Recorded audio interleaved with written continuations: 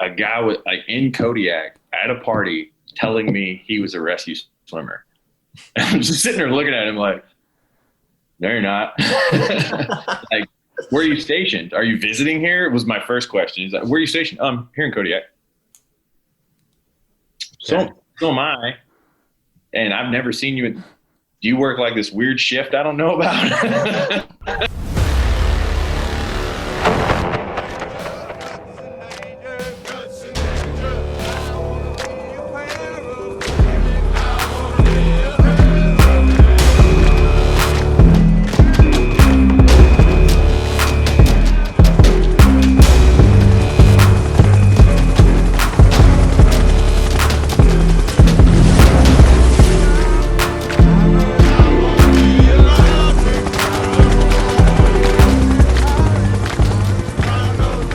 Welcome to episode 48 of the Rescue Swimmer Mindset Podcast. I'm Cody Wright, and I'm here with my co-host, Vincent. Yeah, pleasure. And today we have another rescue swimmer. So this is rescue swimmer number 663, and his name is Caleb Flippin. Welcome, Caleb. Thanks for having me. Yeah, so basically, this is our second podcast with a former rescue swimmer. So we wanted to dive through kind of like your history, growing up, and then we'll get into like rescue swimmer school and maybe like a good SAR case that you had. But before we get into that, we want to talk about that black eye. So what's that from? So I train jiu-jitsu pretty much full time. So I compete professionally. So I also teach as well. And I was teaching Sunday, and somebody just they get all excited. And a good friend of mine, he's a new purple belt, and he wanted to show me this new move. Unfortunately, he did it full speed right into my elbow, or right into my eye with his elbow. So I took the whole elbow right into the eye. Nice. Yeah. Yeah. Wait, so like, I don't know anything about jiu-jitsu, but like, this is just in, I'm going to sound ignorant here, but like in the wrestling aspect of it, like by accident, you're elbowing the guy? Cause it's not a striking sport per se, right? No, it's not a striking sport, but I've had a couple concussions. Like I've competed with a broken leg. It happens. I mean, physical contact, it happens. When you, especially like, even when you're playing around in the pool and doing your rescue swimmer stuff, like it happens. Things slip. You said he's a blue belt? He's a new purple belt. Oh, purple belt. Yeah. Yeah. He may as well be a blue belt now. Because from my experience in jiu-jitsu, which is listening to the Joe Rogan podcast, they do talk about like the lower grades are typically, well, I don't know, purple belt, is that above a blue? Yes. Yeah. So white, blue, purple, brown, black. Right. So that it's not that low at that point anymore. But like I hear like you tend to get injured mostly with, say, like a blue belt or something is what I hear. White belts. Honestly, most of my serious injuries have I say serious, but most of my injuries have pretty much been by white belt because they don't know how to respond. So they spaz. Typically, they don't know how to respond properly. Okay. And what, it catches you off guard, or it's just not the ethics? Yeah, they're just so imagine not having any experience, and then somebody just grabs a hold of you and is just manhandling you. It's very it's humbling, but most people freak out. They're like, whoa, and they just want to go as hard as they can and tense up, and it causes people to get hurt. No way. How long have you been doing this for? Consistently since I got out of the Coast Guard. Okay. I started when I was in the Coast Guard, but when I got out, I started focusing on it seriously. So 2013, yeah, so right at the beginning of 2014, 2015, somewhere around there. So 6 years, 7 years, yeah. Oh, wow. It seems like it'd be a useful skill, like if you're doing it in A school, like leading into A school, if you kind of had like the jiu-jitsu background, you'd be pretty comfortable getting like kind of manhandled, and might help out a little bit. Here, 𝐿𝐿𝐼 is doing that with the stand team now because he's big. He's always been big into MMA and jiu-jitsu, and bringing jiu-jitsu into their actual rescue swimmer techniques and procedures and stuff, which I agree would be very helpful. Wait, yeah. So Cody, you don't know about 𝐕𝐼𝐼, but 𝐕𝐼𝐼 was one of my mentors as a second class rescue swimmer in Hawaii. Scared the living shit out of me. Holy crap, dude. This guy would walk in the shop. I'd be like, no eye contact. Fuck, he's going to murder me. Like, we went through the Airmen Program together and rescue swimmer school together. Okay, so Airmen Program's 4 months, right? Yeah. Yeah, not for that guy. At 2 months, they were like, we can't do anything with him. Send him. So they sent him to school with me. Did they? That's awesome. I mean, we're buddies, and he's a beast. And how did he fare in swimmer school? Dude, like, it's hard for everybody except for 𝐿𝐴𝐻. Cody, I think this guy wears I think he's got like specialized fins because his feet are so big. I think they're 14s, right, or something like that. I remember. Or... He's related to The Rock. Yeah. Oh, he's one of those guys. he's like a slightly thinner, more V-shaped, jacked version of The Rock. Yeah. They're like second cousins. I'm not joking. Are they really? They're actually related? Yeah, he told me they were. And 𝐿𝐴𝐻's not one to lie. No, he's not one to brag either. No. So imagine being in the Airmen Program and taking that guy, and you're the swimmer, taking that guy to the gym, and then taking him to the pool. First off, he would be in the gym cranking out pull-ups with a 45-pound weight like it was nothing. Like that was his warm-up. And so everyone's like, what the hell? They take him to the pool, and he outswims mostly everybody. And when you realize what his background and what his dad and them did diving and stuff like that, we played brick ball, and they had the EO came with us, and we're just airmen. I thought 𝐷𝐻 got a hold of him in brick ball, the EO of the air station, it almost killed him. Like, he ended up quitting before we were done because he just came to play some brick ball with us. But I just remember him walking out early after 𝐿𝐴𝐻. He had the ball, and 𝐿𝐴𝐻 got to him before everybody else did. So is brick ball the same as like dart ball, like or whatever? Same as like racquetball, but with the brick. With a brick. No way. More handoffs than throwing. Yeah. Were you guys playing without fins too? No, we had fins. Okay, yeah. Because if you play without fins with 𝐵𝐻𝐻, he's already got like the fins on, which are his feet. So, yeah. And Cody, like we keep talking about in our podcast, how brutal the egg beater tends to be for most people, especially like us.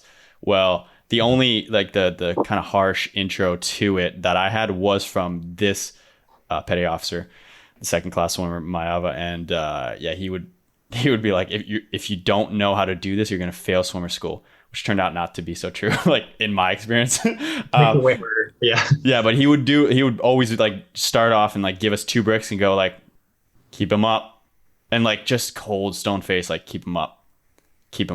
What are you doing? Like it's only been a minute, and we were like, I'm dying. Yeah. and he would get in the pool. He's like, I don't know what y'all's problem is, and he would just grab like. I think he'd grab like 4, like just stacked, and he'd go like, I don't know, what's your problem? Like, what's your problem with this? Like while talking to us, like, what is your issue with doing this? Like, and we were like, I don't know, man. Yeah. Sounds like 𝐷𝐻𝐻. Well, he told us we needed to know the egg beater because, and hopefully you can maybe tell us this story, but in his final multi, I think both or one of his fin straps broke off, or he lost both fins or something. Yeah. So what happened? I mean, he passed. He set records. The guy at school, he only had 1 no-go. And I'm pretty sure it was like, he was mad about it. He was extremely upset about it. But yeah, at least 1 fin was gone. And he did the whole thing without it. And I mean, but his feet are so huge with that. So, when you lay on the swim board and they make you kick, I always felt like I was going backwards with no fins and booties. I'd be like, man, I'm just going nowhere. It didn't change for him. He just kept going. What the hell, man? Crazy. Well, wait, they made you do that with, I don't remember ever doing it with just booties. I had to, yeah. One time I had to like I got in trouble or something. I did something wrong and I had to buddy toe my partner with no fins, just booties for like an entire like evolution. And it felt like you're going backwards. Like it's just the worst thing ever. And it was probably a punishment for me. Oh yeah. Yeah. It is a good one for me because fins really help out. I don't kick so well without fins. Yeah. Well, we did movie reviews. I don't know if you got a glimpse of that, like a rescue swimmers review Hollywood movies. And one of the things we talk about is like they always have like shoes on in the water, and we're like, why? Just kick them off. Like, what are you doing? Like, it's brutal. Jumping in, trying to swim. I'm like, yeah, it's not gonna work. Yeah. Sorry. Yeah. It's kind of silly. Yeah. Well, that's cool. Yeah, go ahead. No, you go, Cody. Okay. Yeah. So how was your age school experience if you're going through with this beast? Were you kind of cruising through it, or did you have some no-goes? Oh, so funny story. I had something happen to me. I was in a whole different mindset when I got to A school. I was going through some stuff, but and it taught me a valuable lesson. But I got we had to get the most you can get is 8, right? Yeah, I think it's 8. I got 7 within the first few weeks. Oh, nice. So they gave me an option. They literally, and it was not because I was failing because of I couldn't do the work. I was just doing stupid stuff, just making stupid decisions. I just wasn't in it mentally. And then John Hall pulled me aside. He's like, "Dude, what's going on with you? You don't have any problems physically." He's like, you're just making small mistakes." He's like, he gave me an option. He literally said, "You can either go back to the class behind us right now, like they're going to come in. You'll be in the baby class, restart fresh." He's like, "But if you want to keep going and you fail down the road, that's it. You have to start the whole process over." I made the decision to keep going, stayed with the Lima and them, and never got another single no-go through the entire school. But yeah, it wasn't, swimmer school definitely wasn't a breeze by any means, but it, I don't know, taught me some good lessons. I had a good group. I had a Lima in there, and we went through Airmen Program together. We were in Kodiak, Alaska together. So he was pretty encouraging. I know he doesn't seem that way, but he is. He's a pretty good buddy to me. And miss hanging out with that guy, but we pretty much went our separate ways. The last time we saw each other was at survival school up in the mountains.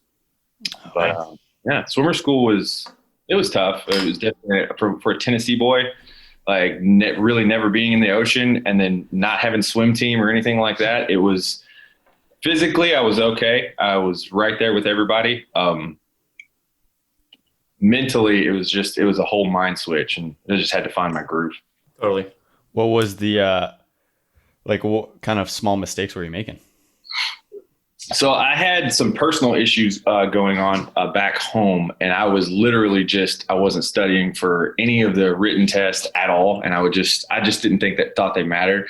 And then I would get into like a multi scenario, and I would just do something stupid. What was like I'd forget a fin, or I would just forget one of those little procedures. I wasn't paying attention to the details. That was the biggest thing. The little details, like that's what I was making mistakes on. The first several tests I failed, but then I'd go in and just knock it out easy the next time.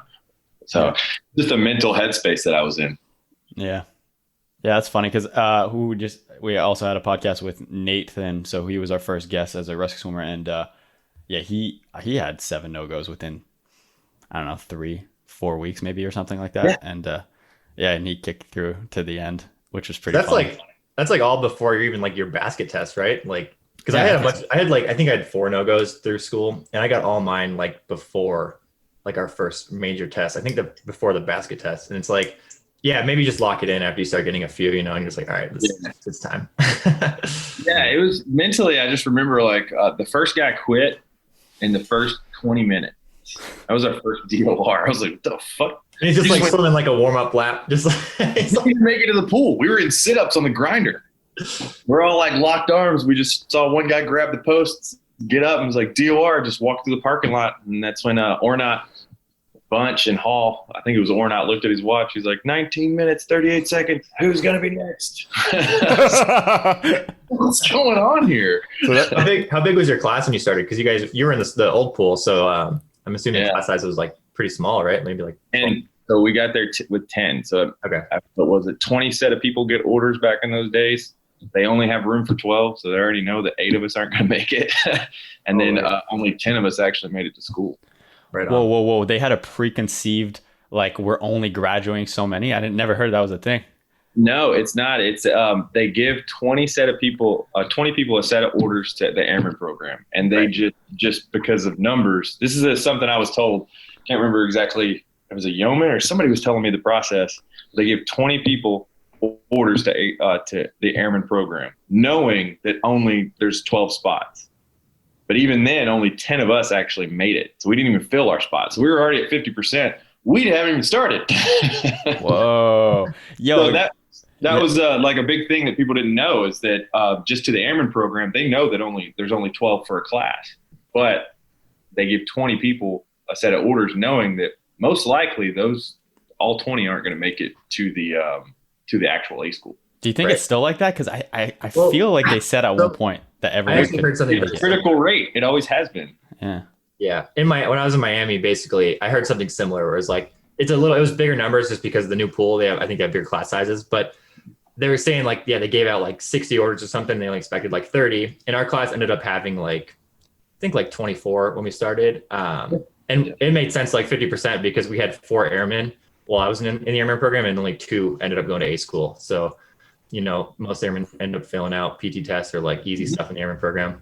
Now it's different though. They got like a whole different setup, kind of streamlined, but yeah, something most people don't talk about. Yeah, I think we started with 5 and they send 2 in my Airmen program because they had to go through Alima. So I mean like the attrition rate wasn't just, it's kind of like from the starting process is like if, in a sense I think like they calculated, they're like, I think in our class they did that, they're like 100 of you started like throughout the nation, and then I don't know how many showed up, like 18, I forget the number, but and then from there, whatever. And yeah, I know Kodiak's Airmen program is like historically like rigorous from what I heard. Even like when I was an airman, I was like, oh, Kodiak sounds pretty brutal. Like I was in Miami and I thought Miami was brutal. I was like, oh, Kodiak sucks. So how was that? Because I know like you guys probably didn't. Do you have a syllabus when you're going through? Because it's probably before that. Right? The syllabus, but it wasn't like the syllabus now. It was nothing like it. So the Airmen program, I believe, was still a pretty new thing for us. Like, what year was that? So 2005 is when I started going through the Airmen program. Okay. Yeah, and so you gotta. There's the runs are just ridiculous because there's mountains everywhere, and it's Old Woman's right there. There's Old Woman Mountain, which it's called Old Woman because they say an old woman can walk up it, but you can make it difficult, especially on a PT run. So it was often, almost daily. It's like, all right, somebody, the youngest, newest swimmer right out of A school, the one that's in the best shape, obviously, is usually the one to take the swimmers, the airmen, on their workouts. We're constantly going up mountains. We're going on long runs, and then the water's super cold, and we were doing some bay swims and stuff like that. But yeah, it was good in the sense that they can definitely weed you out if they want to, because it's such a big air station. So they have the swimmers to devote to the program and like to actually take you to work out. If you go to, I don't know if you guys have been to a small unit like somewhere like New Orleans or something like that. I mean, there's only just a few swimmers in there. There's not many.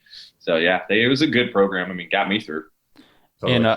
In Alaska though, like I think the other factor is, the darkness, right? Like in specific, like depending on the season, like how it gets dark, like you have so few hours of daylight. And I remember because I did my PT in test, as in the PT test I needed to get approved to go to my Airmen program was in Kodiak because my boat was stationed there. Yeah, well, my boat was there. I was on the Rush of really like a 378 and put in port. And I remember it was just dark. Well, I started early. It was like, it would probably have been dark regardless of the season, but it just stayed dark.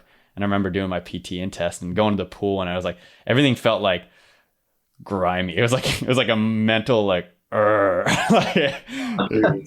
there sucks, but so in the summertime, I believe the summertime is when it's light all the time. So you only get a little bit of darkness, and it's just because the sun goes down behind the mountains, and it's like 4 to 6 hours of like this duskiness, and then it's back up. So it's literally like daylight at 11 o'clock at night. It's like, so you get about 12 to 4 is when the sun's technically down. The wintertime's the opposite. It's like 10 o'clock in the morning. It's still dark. It's like the sun's starting to come up, and then it's right back down again by like 2 or 3. So it's just dark all the time. Yeah. It's mentally, it messes with you a little bit. I've only thrown up twice in all my training, and one was with 𝐤𝐸 in my Airmen program, and but the first was in Kodiak, Alaska, doing that PT test. I was so nervous because I think he had one shot or whatever. And we went to Kodiak. I didn't even know he did a tour back up there. No. I was an airman with 𝐤𝐸 in Hawaii. Okay. But my PT test was in Alaska. So, and I remember like we briefed like very shortly with this ME. So what is that? Maritime enforcement or something like that. Yeah. So very, very cool guy, first class petty officer. And he basically briefly says, all right, this is more or less where you're going to run your 1.5 mile distance. And I've never been there. And he just like, you're going to look for this marker or something. And then you're going to come back. And it was dark. I was running, no headlamp or anything. And I I guess there I get to a split in the road and it starts going uphill, and I'm like hacking it uphill. I'm like, damn, dude, this is bullshit that I have like an uphill on my 1.5 miles. I'm like running and I'm like, dude, there's no way this is the way he wanted me to go. And I like, shit. I'm like, I'm off track. So now I run back down the hill and I'm like, dude, integrity. I need to like actually do where I needed to go. So then I go the other side on the Y and I'm like, I'm not going to make this time. And I'm like sprinting back. And I remember I had an apple before, and I don't know, I think too much sugar right before a run might not be the best. And I'm like running and there was no traffic. It's like 5 a.m. or 4 or something.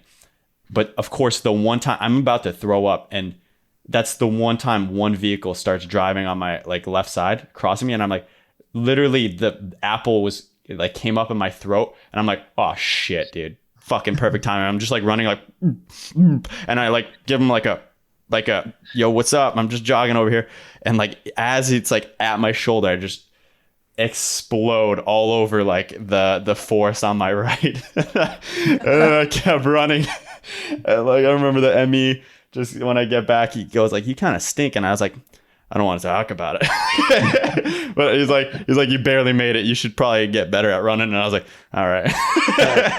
Nod. Yeah, that's all you can do is just nod. Yeah. Yeah. Unreal. Yeah. Would you say that, wait, sorry. I'm just curious. Would you say the old school, like there's always that debate, the old school was harder than the new and the new pool. What do you think? Well, I don't know. I've only seen like video of the new stuff, and I'm not one of those guys like old school's the best way, because now the techniques and stuff, I think they focus a little bit more on recovery and stuff like that. But they've got so much like new stuff. They can put waves in the pool. The parachute multi must be like a nightmare, to be honest with you. That little pool wasn't anything to me. It wasn't even that intimidating.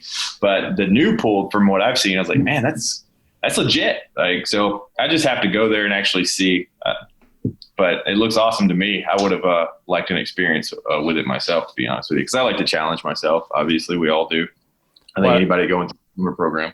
I'd assume the parachute test might have been arguably more difficult than the smaller pool because you can't touch the edges, right? So you got to be doing like tight circles. Yeah. It was pretty tight. But there's no current or anything in there, I guess. But I guess there would be with the jets and everything like that. I just have to see it be done. I just remember seeing video of that big pool and the waves and what they can do with it. I'm like, yeah, I don't really want to do the parachute test in that right now. Yeah, because I didn't find the waves to be too challenging. I don't know about you, Vince. I thought they were like, once you got going, you didn't really notice them. Yeah, if you ever swim in the ocean, you kind of just time them and like ride the back of them. Yeah. Actually, it's a good point. I remember the funniest thing I remember about being a swimmer when I was in Jersey up there at Atlantic City. We had an airman, and his first day he was like, "My brother's a SEAL." I'm like, good for him. You're not. Like, who cares? He freaked out. We were all playing in the beach, body surfing. He had fins and everything. I looked over and he did the classic. Spit his snorkel out, took his mask off. He's like, "Help!" I just swam over to him. I was like, "Calm down, Mr. SEAL. You'll be all right." So the waves never intimidated me. I guess it was just as long as you looked up, timed them, you were good to go. Yeah. Because you didn't really grow up around the waves at all, right? You were kind of in Tennessee, so. No, I grew up around swift water. That's where I learned to swim in like creeks and rivers and stuff. And the first time somebody out of the water was a creek. Right on. Yeah. Creeks can be pretty gnarly as well, or streams. Yeah, we're in Colorado. I'm in Colorado now, so those things are like foreign. They're foreign to me right now. I'm trying to get into like whitewater kayaking and all that stuff, but I'm a little nervous, it's just like, it's pretty intense. No swimming in that. There's just no swimming. It's just it's just like you have to know, the currents and know what's going to hold you down and how to get back, how to recover, all that stuff. So, are you trying to get into whitewater? Videos that are. I'm super into you guys' videos that climbing, dude. Oh yeah, all that stuff. I'm like, I gotta get up there and just go see those guys, just to go climbing, because I like to climb, I like to hike, but I don't have any real experience with any kind of mountain climbing or anything like that. Where you are right now? You're in Texas, right? What part? Yeah, Dallas, pretty much. Okay, cool. Yeah, that's not too far from Colorado. No hill whatsoever. Yeah, that's awesome. Whitewater though, that seems like I've been thinking about it too, but the thing is like, like we're older, like if you don't discipline yourself to one sport, you're never going to become like very proficient in it. Like if you jump into whitewater when you've been climbing so much, well, I know that sport's going to suck me in. Like, you know, I'm more of a water person than a physical, like rock climbing is more like gymnastics in a sense. Like I'm not a gymnast, but I love the water. So I know that sport would just be like, I'm out with rock climbing. Let's just go full throttle into whitewater. Yeah, it's one of those things. I feel like we would have like too much confidence going. Like any of us, like we'd have so much confidence, and then we'd just get completely humbled immediately, like the first day. Local swimmers drown. The worst look for Coast Guard helicopter rescue swimmer. Oh God, right? Boulder. 2 helicopter rescue swimmers died in Class 1 rapids. Like people tubing down it behind you. It's like just the dad and his family while you're dying in your kayak. They're just like fishing. I can't ride it. Yeah. Well, man. Yeah. So, but yeah, the rock climbing's been kind of the focus for us recently. Vince actually just moved to British Columbia, so it's all new sorts of adventure up there. Nice. Oh, so you both don't live in Colorado? Yeah. No, I was he there. living I've been moving around. Yeah. Go ahead, Vince. Yeah, I was in Colorado working on the business, but right now I'm over here in British Columbia. So, yeah. Nice. Yeah. Yeah, it's pretty awesome. So, wait, you were talking about jiu-jitsu coming into the rescue swimmer like field. Is that's an ongoing thing that's happening right now? Something I've heard. 𝐿𝐴𝐻, I believe, is on the stand team. Last I heard, and he was looking to try to incorporate a lot of those moves and holds because, and to be honest with you, yes, they're far more effective than what I was trained in. I'm pretty sure they're still using those same, you know, approaches and techniques and everything like that and holds, which the thing you have working to your advantage there is that, yeah, people are underwater and they don't want to be there. So typically they let go. And so the moves aren't really that in depth, but with 𝐿𝐴𝐻 knows his stuff. Like 𝐿𝐴𝐻 really is a martial artist, and he's been training a lot longer than I have. So when I heard that, I was very excited for him and just for the rate. Yeah, because personally, I was showing my girlfriend some of those pressure points, and she was like, "I feel nothing," and I was like, "Yeah, damn." I was like, "They don't work." Yeah. So like, what would change?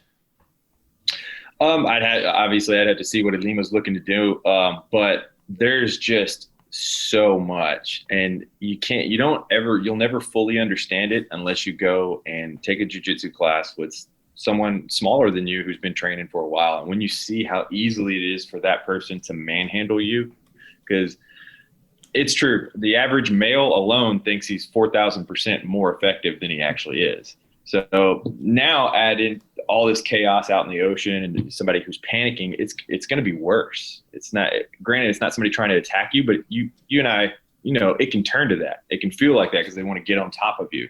You need to be able to control them. Fortunately, we always had the advantage of being so comfortable and efficient in the water. It's not even comparable because they're freaking out and all that good stuff. But if they try to climb on top of you and they're much larger than you, and maybe they are a little bit more efficient in the water and they get a hold of you, you got to know how to really effectively break that. And pressure points don't work. Like, I have never been in a tournament. I've never been in any kind of training scenario where I'm like, let me do this little 3-point finger. No, it's not that. It's frames. It's getting people off of you, especially. There's a lot to it. Pressure points don't work. That's all for the movies. Yeah, it seems so 80s. It seems so 80s to like use pressure points to try to like handle Survivor. I think it's right, especially in chaos. And that is what we're taught still. As far as I'm concerned, rescue swimmers are taught those pressure points. But you're right. I think really, truly, what works to the advantage of the swimmer is the first step, 3 swoops underwater. So you got somebody that's panicking. If you're taking them underwater already, you're no longer an asset to them because you're underwater and they're panicking. That was the whole point, is to keep their head above water. So that's like probably the strongest asset. And then the second one, you know, if we were talking about, what is it, the front release? What do they call that specifically again? Front head. Yeah. What is it again? Escape. Yeah. So the front escape. And then, most of that, like, sure, there's the 2 pressure points, but I feel like most of the escape is coming from, you know, the pushing movement and like getting your head underneath and pushing away rather than actually hitting a pressure point, right? Yeah. Yeah. I'd be interested to see like how that's going to evolve for sure. Yeah, me too. I mean, Lehman knows his stuff. Like, he's not only trained with really good guys out in Hawaii and stuff, he's trained just for a long time. So he knows his stuff. I would imagine if they're letting him change anything up, again, I don't know anything. I'm not there. It's just something that I heard. I mean, he would do it for the better. I mean, especially the focus that guy has. Yeah. Do you think the rescue swimmer job ever has an expiration date as far as, you know, technology, or I don't know, maybe like, I don't see it. We talk about that all the time, man. It's the smarter people get, and the more technology, the more useless we become. I mean, it's no different than, you know, it's like warriors in peacetime. We are at the age of technology, and you know, we know when a hurricane's coming. I mean, at this point, like, you're the dumb one if you're still out there, kind of thing. Nobody gets really caught off guard with that kind of stuff these days, it seems like. I remember in New Orleans, we used to do 400 something cases a year.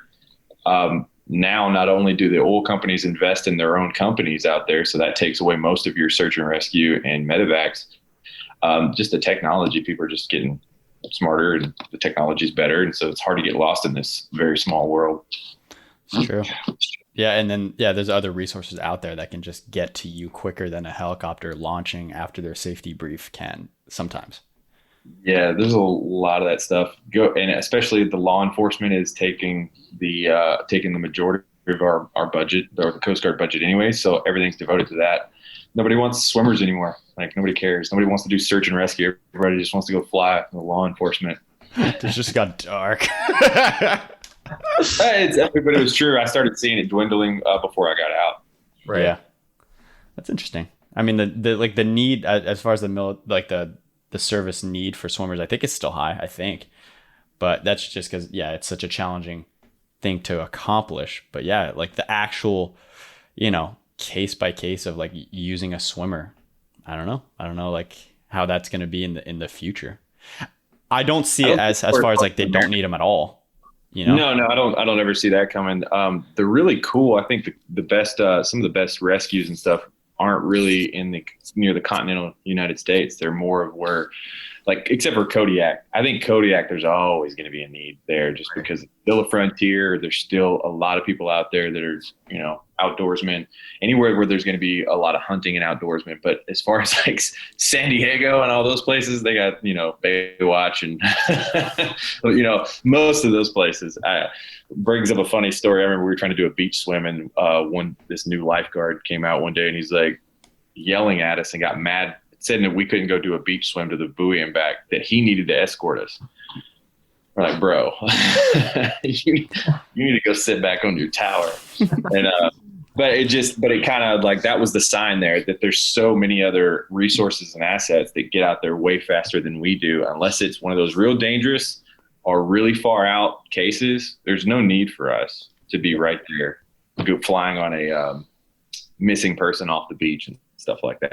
Fire department, everyone usually goes out and does their search pattern, police officers, and then when they're done and don't want to do it anymore, then we go out. It's like, what are we doing? What are we doing, guys? Come on. Yeah. That was pretty common in Detroit too. It was just like an over allocation of resources in one spot. And then when everyone else quit on something, we'd be out there another like 3 days, you know, and it's just for like something like in a swim area off of like Chicago or something. So yeah, there's stuff like that, of course. And then a victim in a certain flight pattern that's mostly land. Exactly. Yeah. You're just like, okay. I had a similar situation as far as like somebody telling me like, well, I remember, Cody, I told you I went on that hike. Is it Lone Eagle Peak or something in Colorado? Right. Yeah. And I went there and I was like swimming at the lake, which is like pretty cold, even like summer. It wasn't that bad actually, but I was like, I was going to jump off this rock. And I was like being a little weenie about it because I hate the cold, seriously. Like, and the guy was like, there was a guy there, and he was with his girlfriend, and definitely kind of pumping up his chest and going like, "Hey, don't worry about it. Like, I'm a lifeguard." And I was like, I mean, like, I didn't care that much, and like, it didn't hit like my ego at all too much. But I was like, oh, good to have you around. I think you like, and my girlfriend who was there at the time, I had kind of a smirk on her face, and she was like, afterwards, she's like, you didn't say anything. I was like, I mean, why? No, like he was just saying, like, I think he thought I couldn't swim if I jumped in, but mostly it was just me being a weenie about the cold. I see the same thing in jiu-jitsu too, man. Like you'll see people, it's constantly, it's just the things that they say. It is the equivalent of like, oh, I was going to be a swimmer. This whole knee issue, or, you know, hey, I tweaked my shoulder while, you know, in school. So, you know, they said I wasn't good. I see the same things with jiu-jitsu and fighting. Like people all the time are like, especially guys who don't train, I rage, bro. And if I rage, man, you can't stop me. I'm like, cool story, man. Hey, okay. They just talk about how tough they are. It's the same stuff. You see it everywhere. I don't think anybody does it better than the Coast Guard rescue swimmers and the whole search and rescue team. And it just seems like there's a lot less search and rescue out there these days when I was getting out. True. Yeah. And also like places like, you know, Southern California, there's like these elite lifeguards. They have their own rescue swimmers too, and they respond faster than us. Just because they just have less procedures, less like like tape in the way, you know, just like get to a start case. So just the bureaucracy and all the checklists kind of ruin it, but also they're safe. So. But didn't that just drive you guys nuts? Like that drove me very nuts when I'm sitting there, like I have the most gear of everybody and I'm the first one in the plane and we're still like, like checking whatever. Yeah. Like checking the hoist hook. I'm like, all right, let's go. Yeah. It got to be, I mean, I'd be on a case. And I remember when I started getting fed up, I was in New Orleans and I did so much search and rescue down there. And I was the youngest person in the shop and often the youngest guy on the plane. And I remember getting rank pulled on me one day. I was like, what's going on here? We're in a flight pattern. We're in a search pattern. I see a flickering light. It's an overdue boat. He's been gone. This guy has been missing for about 24 hours in the middle of the night. And I see a little flickering on this deserted island just outside of our search pattern. But the pilot didn't want to go check it out. He literally wanted to finish the search pattern. And that was where I started seeing the politics and the bureaucracy. And he pulled rank on me, and it took me, you know, just arguing with him in the cockpit and everything, just sitting there arguing with the pilot till the co-pilot and the flight mechanic spoke up and was like, look, I believe the swimmer's right. I believe we should just disengage and at least go check it out. Sure enough, we get over there and he's very upset. And I'm like, if this is not the guy, he's going to yell at me. Like he's not going to yell at me. He's going to yell and my chief is going to come yell at me. So we get over and it's one of these next to a crashed boat doing one of these. He goes, well, do you guys think this is our guy? Oh my God. What is going on? If it's not, we're still going to help him. It's freezing down there.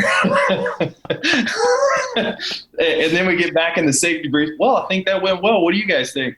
I got something, you know, it just, yeah. That's when I started noticing it. And yeah, it didn't, I only did one more tour and I was done. I did my 10 years and got out. And I always hear the, you know, why did you stay to retirement? And I was like, I love the rate. I love the brotherhood. But I just never was meant for the military. Yeah. Yeah.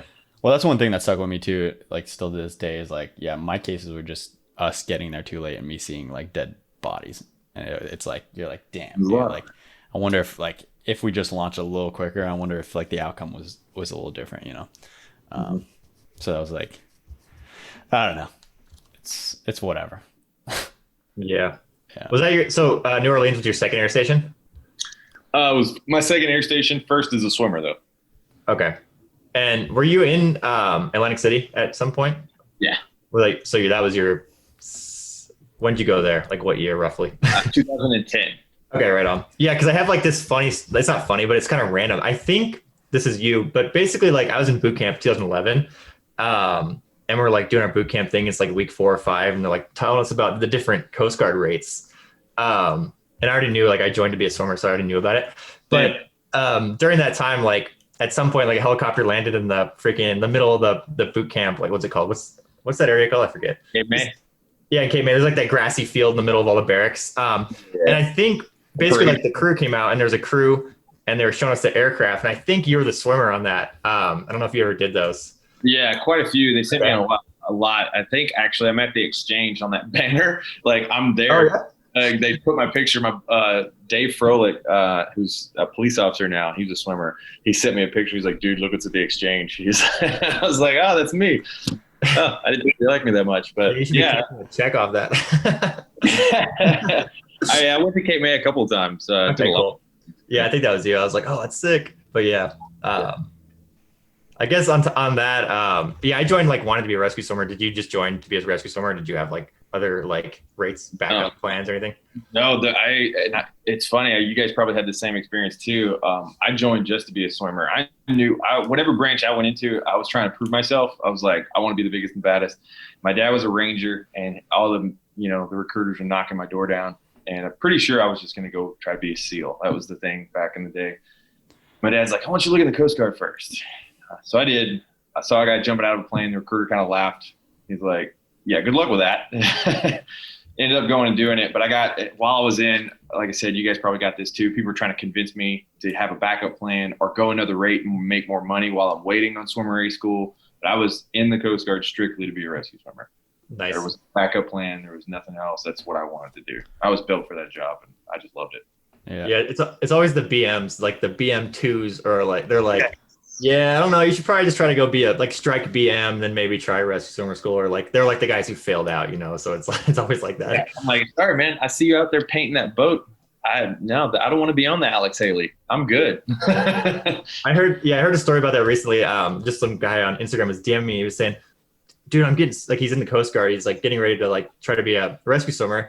And he was like, dude, my BM just told me like when you get to rescue swimmer school, they make you do 30 pull-ups in a row. I'm like, what? He's like, if you can't do 30, you fail. Like he thought that was true. And I was like, dude, like these BMs out here. Yeah, my best friend was a BM, and he would mess with people like the same thing. He would do the same thing. He's just like, I'm just messing with them. Yeah, they're BMs are pretty funny. Actually, they're the stand-up comedians. Like BMs. I'm not trying to hate on them, they're the stand-up comedians of the Coast Guard. Yeah. They deal with all the bullshit, and they also get some good SAR. They get good stuff, but they also deal with like the worst parts. I never get better back and forth than when I would like deploy to a small boat, like out like and do some operations, and then you go into the cabin with the BMs, and they're just like, dude, they're just railing you.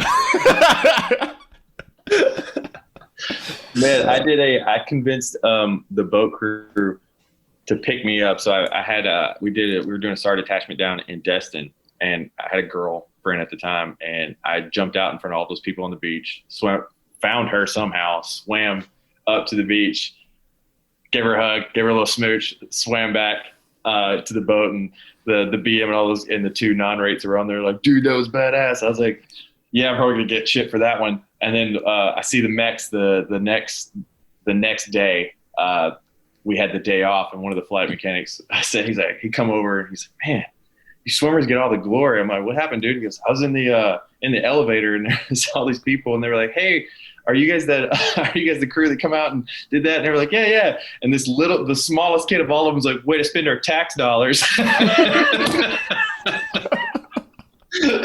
was like, sorry, man. Wait. So you kissed a girl? Like it was your girlfriend or my just girlfriend? She was nice. Destin at the time when we were down there for a detachment. We had a day off, and so when I did my training, I jumped out and I swam to the beach and saw her, gave her a hug, and she like gave me a little smooch request, and I wasn't going to turn it down. Swam back out to the boat, and they were like, man, that was so cool. And then the flight mechanic the next morning, way to spend our tax dollars. We're gonna do it anyways. Yeah. I had a boat I got onto, and like right off the bat, they didn't even say hello. Oh, they kind of did. They were like, yo, what's up, Scuba Steve? And I was like, oh my God. And they just go like, well, you forgot your scuba tank or something? Like, you should probably go back out there. I was like, and they just kept calling me Scuba Steve the whole time. And then as you leave, they're like, God, I want to be that guy. maybe not. I don't know. So salty. Yeah. That's cool. Yeah. Swimmer stories, man, they just never stop. They're all kind of similar, but different in their own way. Yeah. Totally. Yeah. There's definitely. Yeah, go ahead, Cody. No, I kind of wanted to see where you're going with that. No, I was just gonna say like, in the boat world, there's always like, at least like when you're shooting for probably anything ambitious in life, there's always those folks that go, oh, my buddy tried and he was like twice the man you are, and you're like, damn. Like at first you're like, damn, really? And they're like, yeah, dude, he could crank out way more push-ups. I saw you in the gym. You can't do half the things he was doing. You're like, damn. All right. Well, fuck it. I'll still try and we'll see what happens. And like, I don't know. There's always that comparison.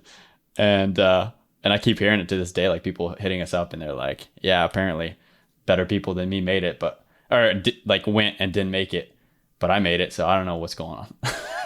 I get real vulgar with those people, but because I'm a troll. I'm a huge troll. Like I will troll the hell out of somebody, especially online, just to mess with it. It usually means I'm trying to see if I like you. You guys know how the swimmer rate is. We're all kind of trolls to each other, talk shit to each other constantly, but that's why they called it a brotherhood. And you don't love every single guy, but you do respect them for making it and having the mentality. It's like, oh, your buddy's twice the man than me. That's great. Kind of sounds like he's like a big JJ. Sorry. I don't know what to tell you. Do you think he could sign my fins? Yeah. There's always going to be haters out there. There's always going to be them. And once you just okay, man. I enjoy the ones that say they did make it though. Yeah, I'm a swimmer. Cool. What's your name? And then they tell it, where were you stationed? And then they start talking all the stuff they did. And you know that they're not a swimmer. I see it online a lot. I was a rescue swimmer. I was stationed here. I was like, when? Like this year. So was I. Never saw you. Don't know your name. There's a list out there, right? Wait, so that's like those like YouTube videos of what do they call, like Stolen Valor? It's like that Navy SEAL that always does that. Yeah, but that's I've never had that happen. Happens all the time. But really, that's insane. Wait, so you meet people that are like stolen valoring rescue swimmers? I've never heard that. I've had people. I was an airman in the Airmen Program. A guy was like in Kodiak at a party telling me he was a rescue swimmer. And I'm just sitting there looking at him like, no, you're not. Like, where are you stationed? Are you visiting here? Was my first question. He's like, where are you stationed? Here in Kodiak. So am I. And I've never seen you. Do you work like this weird shift I don't know about? Like, that was my first experience. And then it's mostly online now because you see stuff. They even post in those rescue swimmer like Facebook groups. Like, because they'll be the post like, hey, want to get in shape? There's all those. So they leave them open for people that want to like ask us questions. But every now and then you get the guy or the girl says that they were a rescue swimmer, and the most recent one was a female said that she was stationed up in Kodiak. The same time I was an airman there. I was like, first off, if you're a female trying to say you're a rescue swimmer, everyone's going to know. There's only been 6 of them. Like, zit. And so yeah, it's weird. And I'm sure with Navy SEAL and stuff like that, it's even worse because we're a pretty small rate in a very small like military branch, so you don't get it as often as I would think that the Navy SEALs and just like with if somebody's a Marine, they're a sniper. Same thing. Every Marine I've met is a sniper. You guys got a lot of snipers. So wait, with this example of the guy that's in Alaska and Kodiak saying he's a rescue swimmer, what did you choose to do? Did you choose to go down the route of like backing him into he's lying corner? Yeah, I just keep going with it. Oh, so you know this person, yeah. You know that person, yeah. Are you a cutter swimmer? Finally, I just had to ask him, are you a cutter swimmer? And he just sat there for a second. He's like, well, I'm a rescue swimmer. I'm like, do you jump into the water with a leash or no? I just had to ask you. It's like, well, yeah, I mean, I jump off the boat. Yeah, it's called a leash, bro. Like, you're a cutter swimmer. Wait, so do you think he was even in the Coast Guard or just... Oh, he was a cutter swimmer. He was a non-rate cutter swimmer. He wasn't even rated. Because that was another question I asked him. I was like, so what rank are you? He's like, I'm an E3. what? Like, I'm just looking at him like, you're not even a petty officer, but you're claiming to be a rescue swimmer? Like, I just didn't get it. I was so confused, but then I was starting to catch on. And eventually I realized like, oh, he's probably a cutter swimmer. I've heard about these guys. This is my first like experience of someone claiming to be an actual helicopter rescue swimmer, which I didn't really think was a thing until then. So did he start the conversation with helicopter, or he was just saying rescue swimmer? Rescue swimmer. Oh, That's okay. usually the red flag. It's, I'm a swimmer or I'm a rescue swimmer. It's like, Yeah. oh, you're an actual because then that question eventually comes out. So you're one of those helicopter rescue swimmers, huh? Like in the movies and stuff. And when they say yeah, I'm like, oh man, it's gonna be fun. Wait, so have you had other interactions like that? Yes, a lot of times like family, like or friends. Like I've got a buddy that's a rescue swimmer, so I ask him questions. But it's been a while since I've had like a personal face-to-face interaction. But it's happened at least twice, face-to-face. Usually it's on like online, somebody posting in the group, and I usually don't say anything unless they claim to be somewhere that I've been. And I'm like, at a certain time that like the female said that she was actually in Kodiak. I'm like, oh man. I think at that point I was in a bad mood, and I just literally typed a response going, well, I was there from this time to this time and you were not. So yeah. Did it go quiet after that? She deleted the entire comment section. Like the entire comment section, everything. She deleted the post. Coast Guard Stolen Valor. Who would have thought? That's crazy. It's a weird one to steal, right? It is a weird one to steal. There's not much like, it's such a quiet, like, it's not well known at all, you know? So it's just like, why would you try to steal that? You know, it would be a smart Stolen Valor, or somebody that's like, I'm a Coast Guard yeoman. And you're like, oh yeah? Mm-hmm. I guess there wouldn't be follow-up questions because nobody would care that much, but like, oh man, we would probably be like, oh, that sucks. Like, So oh, sorry. damn. You're a glorified like paper pusher. That's all you do is file paperwork. Like, can you help me with my travel claim? Oh, I've got some questions. I got cleared out of my Diddy move home. Like, you help me with that? Yeah. That's a problem every time you meet somebody that like does a job that's like slightly useful to you, like an attorney. You're just like, oh, can I ask you a couple questions? It's one of those jobs. Yeah. Yeah. I did with coffee, man. You wouldn't believe how many people are like you guys don't even know me. You guys didn't even know me, except the fact that we were all the same rate at one point. You guys purchased a bag of coffee off me, but I've had people that I went to high school with, like, hey man, when you gonna send me that free bag of coffee? And I imagine that's like, hey, can I get you a couple questions when you're a lawyer? It's like asking for legal advice. It's like, yeah, you can pay for it. like just pay for it. I'll give you all the advice you want. Yeah. So when did you start flipping coffee? During COVID, so in July. Oh, nice. So what got you into? So yeah, let's talk about that. Let's talk about your business. So what got you started into that industry? So I've always liked coffee. I was born a redneck in Tennessee, small town. So, and I never really sleep at night. So my redneck family at the time decided it would be a good idea to put coffee with milk and sugar in a bottle to keep me from taking naps. So I was just this geeked kid running around all the time. And so I've just always grew up drinking coffee. Well, I got introduced when I moved in with my father and my stepmother to really good coffee. Like I woke up and they weren't filtering any coffee, and I took a drink of it and I was like, this is heaven. So I got into the Coast Guard and I started drinking bad coffee because people just don't know how to make coffee. So it just was on a never-ending pursuit to drink only good coffee. Became a good coffee snob. Got into healthcare out of the Coast Guard. Just really hated that corporate world, and knew after about a year ago, knew I was going to start a coffee company. Just knew I was going to do it. So I accepted one final position in healthcare because I made such good money, like really good money. I was like, you know what? I'm going to save pretty much all this money and open up my coffee business in a year. So I accepted a position knowing I was going to quit it in a year because I was that fed up with the work. I hated it. What'd you do? I was a rehab liaison. So for rehab hospitals, so I was a hospital liaison. So I literally would not only go and educate and talk to doctors about their patients that we could help, I would evaluate those patients. And then once they were approved by our doctors, get them transferred from a hospital, like the hospital they were in, the setting they were in, to our rehab hospital, which is a specialty hospital. A lot of people don't think that hospitals need to market, but I was considered sales, even though I was evaluating and educating doctors and stuff. It's kind of a sales position, but you're right there with the patients and stuff, but pays really good money. But they really, really drive you. And it's that corporate world. And I'm naturally an introvert. Like, I don't like to be in public settings. I don't like to go out and talk to a lot of new people. It's kind of just like my comfort zone.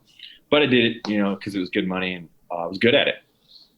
Corporate world is nothing. It's similar to the military, except people are whine a lot more. So I was just ready to get out of it. So COVID hit. I accepted this new position with a new company, and 2 months later, they laid me off because we can go into the COVID conspiracies all we want, but the hospitals were dead. All these hospitals that they were claiming to be overrun, and I was in the biggest hospital in Dallas. It was a ghost town. So we have no patients. So lots of my healthcare friends got laid off. I'm in a good position. I've got income coming in regardless of that job. I was just going to use that job to save the money. I was in a very fortunate position. So I was like, you know what? Guess it's a good time to start my coffee company. And so I did. I filed the LLC, and I've basically been spending all the money I saved to start the company and just make real coffee with real ingredients for real coffee drinkers. And it's working. I'm having a blast doing it, honestly. I went to the coffee shop just a little bit before this and just got back. Yeah, I saw you. You recently, so you have your own coffee shop now, or is that how's that working out? Is that? Yeah. So my gym, the gym owner decided he was going to upgrade to this new state-of-the-art facility and increase our mats because our membership is just growing. And he's like, Caleb, he went to a gym in Florida, did a seminar, and they had a little coffee shop in there. He said, would you want to do something like that? I was like, absolutely. So I went ahead and I've already built the bar. I've got a couple more upgrades. I got to get some electricity and outlets over there so I can start brewing there. But yeah, I built a bar. It's got a sink area and everything. It's going to be a fully functioning coffee shop inside of a jiu-jitsu gym, which is a huge gym. It's really, really nice. And I'll update videos on my Instagram eventually when it's all finished. But yeah, it's like I go there for classes right now, but eventually it will be its own coffee shop open to the outside. Right now, I'm just sell to members, anybody that comes in. Cool. And I brew it here and I take it in tanks to every one of the classes and sell cups of coffee and bags to the members there. What's your Instagram so folks can look that up? Flippin Coffee, at Flippin Coffee, FLIPPIN, and then coffee. Sweet. We'll also put it on the YouTube. Great. Yeah. Yeah, I'm a huge coffee drinker too, and I like your coffee a lot. I'll order some more soon. I recently moved, so I was like, I didn't have a coffee maker, so I got one, and then I lost it in the move. So now I need to get a new one. Right now I just do I have an AeroPress, so I do that, and then I have like a French press too, but I could do it in that, I guess. But all of my coffee is French pressed. All the stuff that I brew, I recommend not putting any of the coffee that I roast, because I roast all this myself. I tell people, it's like, if you can help it, don't put it through a filter. It's just, you remove all the good stuff from the coffee, all the healthy stuff, all the oils and the flavor, in my opinion. And since that bag that you originally ordered, I've changed up my process a little bit. I got a new roaster, and I've been having people telling me it's even better. Okay. It's huge for me. So I'm excited for you guys to try it. For sure. Yeah. The only other thing I had was, do you have whole bean? Because mine was ground and I wanted to grind it myself. Yes. I switched to doing that too. Okay. I don't grind it at all anymore. It's just a more natural process. Changed it up, changed the bean up, bought this $800 roaster, and I'm already knowing that I'm going to have to actually buy another one because I roast to order, and there's times where I just get big orders in and stuff. But this thing, it's from Korea. It's super cool. It's good to hear. Yeah. It's good to, they're getting plenty of business because I don't know any other rescue swimmers who are running their own business. I'm sure there are some, but it's nice to actually have someone to talk to, Yeah, there is. There's a few of them. Not many though. But I mean, there's not a lot of swimmers though either. It's not like we just hit recently 1,000 rescue swimmers graduated. Guys, we've been around. Our rate's been around since the 80s. That's nuts. It is nuts. When you want to talk about the most difficult, I don't care what people say. Every branch has their special forces. I know we're not technically a special forces, but we're the closest that the Coast Guard's ever going to get. And we're by far one of the hardest military rates to pass in the entire military. You got roughly an 80 to 85% attrition rate if you count the Airmen Program. So, and even there's entire classes that don't graduate. So there's not a lot of us. So the ones that get out and that I see typically are motivated, at least doing something, if not creating their own businesses. 100%. Motivated people, cops. Some stay in. I just didn't want to be mangled. We see some of our older swimmers, and they look very arthritic. And I was like, I'm hurting right now. That was a big reason why I got out. I was a little annoyed with the bureaucracy, and then I was getting worried about back injuries, shoulder injuries as I got older. Yeah. But 4 of those bad boys, 4 shoulder surgeries. Jesus. Yeah, I got some back bruises and ankle issues. I think the ankles too, like from like. Did you say back bruises? No, back injuries and. Well, maybe I did. I don't know. Yeah, I got some mad back bruises. He's making fun. He's like, I got this back bruise. Backs up every time it gets cloudy. Got a hangnail on my toe. Yeah. I mean, it bangs you up for sure. 100%. You're sitting in a seated position for hours at a time, and then at any minute, it's like, hey, jump out into that really cold water and start swimming. Yeah. You're gonna bruise something. Yeah. And I'm 6'4", so I didn't really fit in back of a 65 too well. You're 6'4"? Oh, I can't see it. You're sitting down, but dang. Yeah. I don't think we ever crossed paths. I was out by 2013. When were you guys? I think go ahead, Cody. Okay, so I joined 2013. Like I said, I saw you in boot camp, so that would have been the only time. But obviously, I was just like a face in the crowd. But yeah, there's no other way we would have crossed paths. Yeah, I think I graduated swimmer school in 2013 or whatever. So, yeah. I was on my way out. Okay. Yeah. We had I think my first rescue swimmer I met was this, I don't know, I forget his name, but he was tatted up. He might have owned it. He was very tatted up. He was a first class, and he was in 𝐂𝐚𝐬. I think he ended up going down the CC route as well. Pepe. Yeah. And he was funny. Pepe's my boy, man. I love Pepe.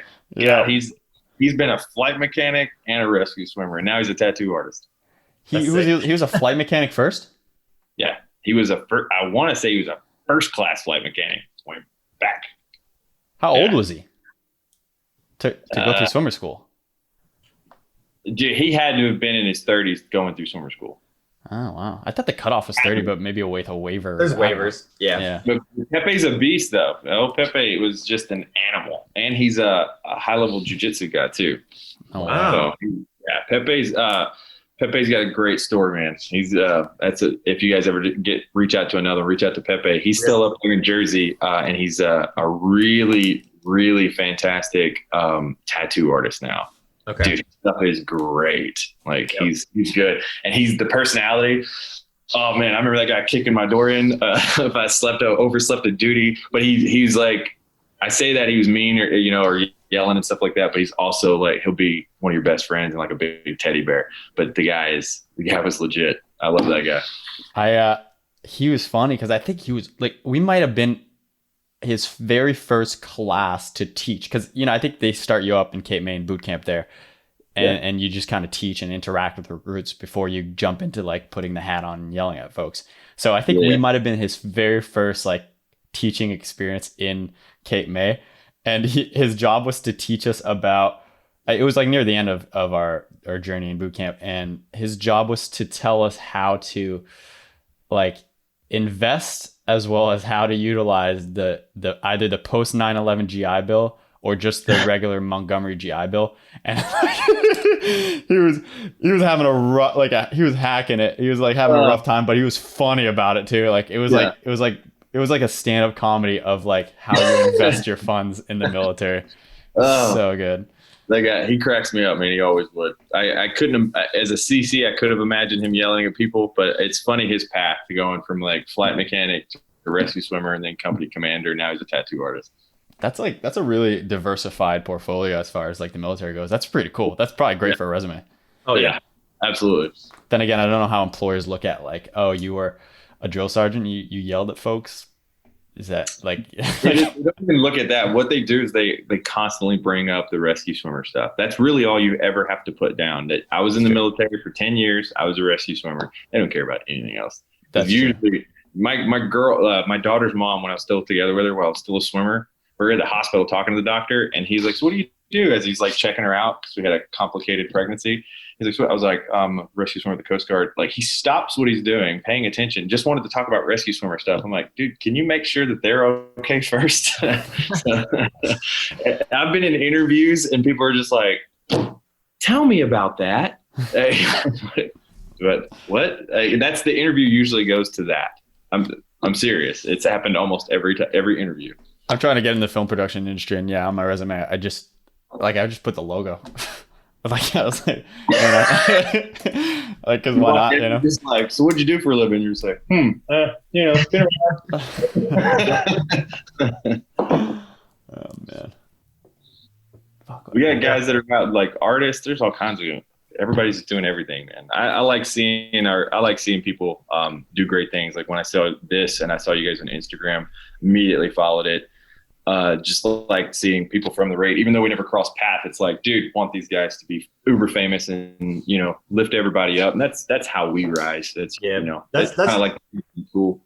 The main goal. Yeah. It's like, we're trying to get swimmers on and just like elevate their story, because it's so unknown, and like, there's all these, like, everyone's got like big books on like SEALs and stuff. We don't want that. We just want people like to know what the job's about and like put the former swimmers like in positions where they can like maybe gain employment and do well, after they get out, Yeah, absolutely. And it's also just a place to come and just talk about the brotherhood and just what people do before and after. And we've all got that weird thing about us. Like, we're from so many different backgrounds. I'm from Tennessee, for crying out loud. Like, there was no ocean. And ended up being a swimmer. I was in the Coast Guard for 10 years. And but we've all got that.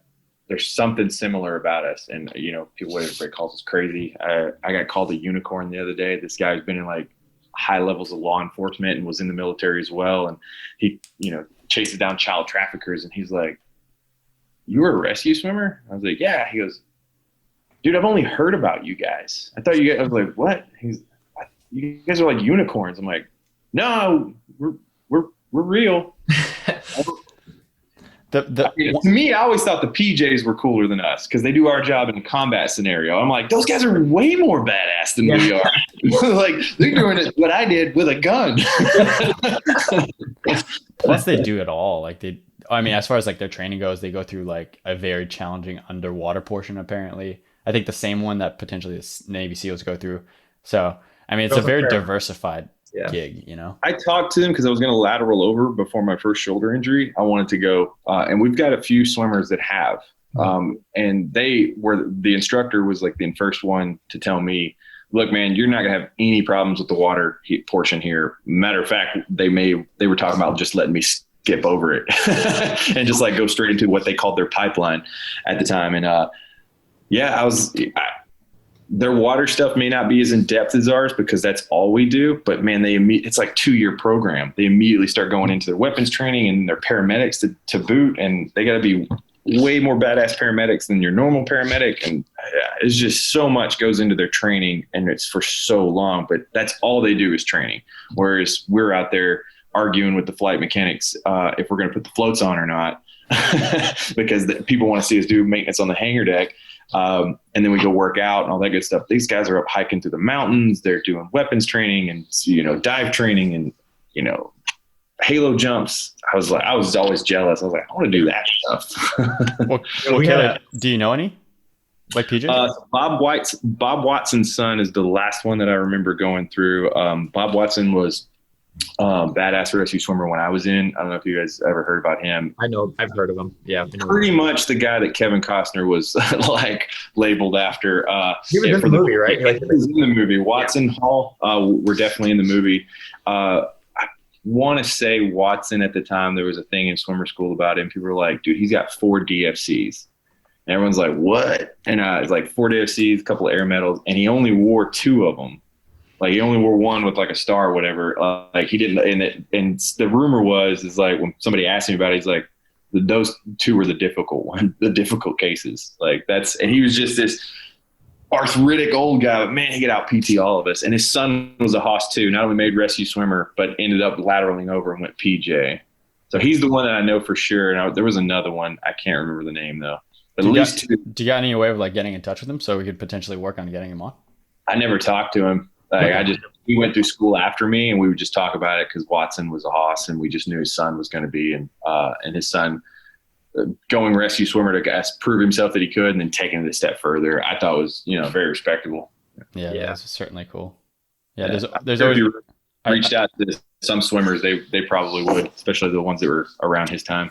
Right on. One of the things I really like, I mean, this podcast has been kind of swimmers smelling their own farts, but one that definitely helps with that whole smelling their own farts thing is I've heard a rumor that Navy SEALs came to check out and make some changes potentially to buds by attending rescue swimmer school, or at least like kind of shadowing it and trying some of the training things we do. And they were like definitely struggling with just like what is considered some of our warm-ups.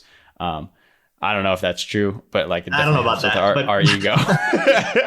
That might be something like some first class made up while you were an airman. Or BM that was around the air station. Yeah, like a BM. Yeah. I've never heard of that.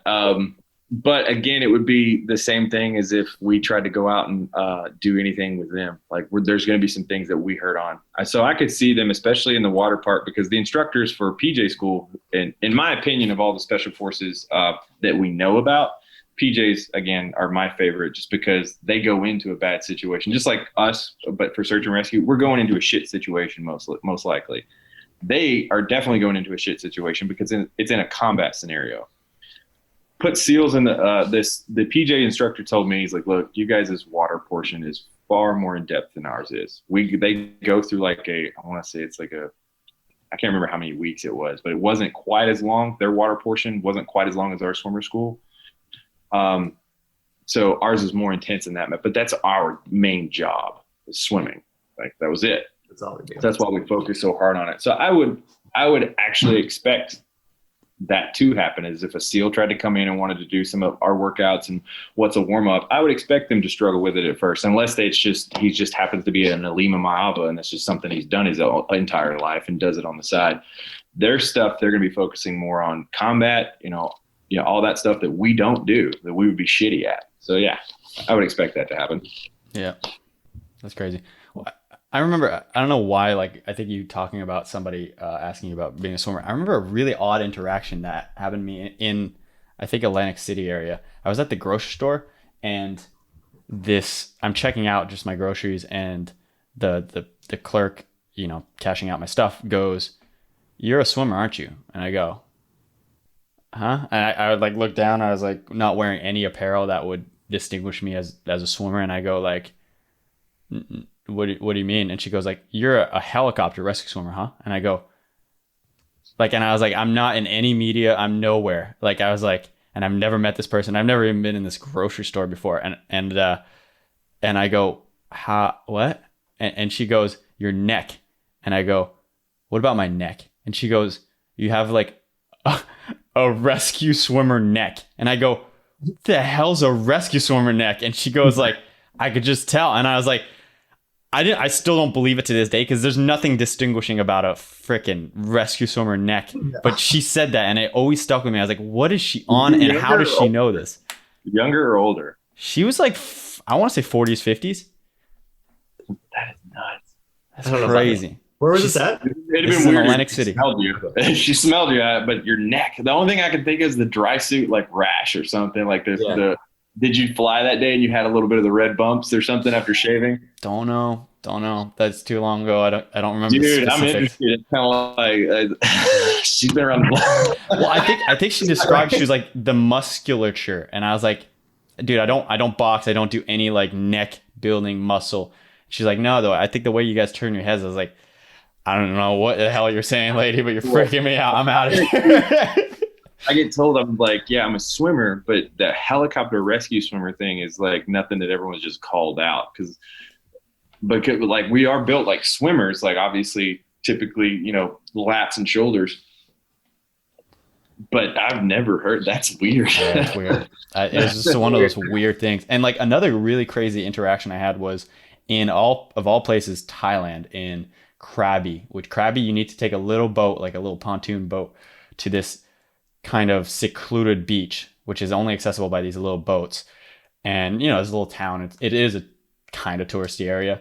And I'm just walking down the street, and there's a smoothie shop. This guy's making like mango smoothies, and I'm wearing the rescue swimmer tank top. He goes, "Hey, you're a swimmer?" And I go,